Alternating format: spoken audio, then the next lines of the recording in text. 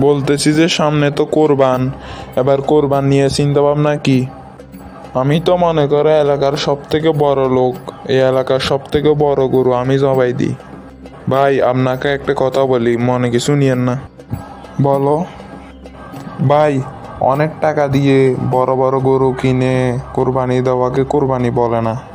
তাহলে কোরবানি হচ্ছে আল্লাহর আদেশ মেনে ধনী গরিব সবাই একসাথে যার যত সামর্থ্য আছে তা দিয়ে হালাল পথে কোরবানি দেওয়া। ও আচ্ছা।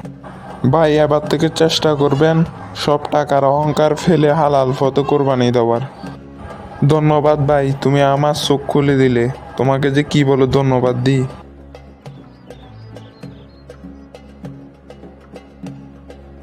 আর ভাই একটা কথা মনে রাখবেন, কোরবানির দিন আপনার আশেপাশে আত্মীয় স্বজন যারা গরিব আছে, যারা কোরবান করতে পারেনি, তাদেরকে ইসলামিক বিধি অনুযায়ী গোশত বিতরণ করবেন। ঠিক আছে ভাই। কোরবান নিজের পেট ভরার জন্য নয়, আল্লাহর সন্তুষ্টি অর্জনের জন্য।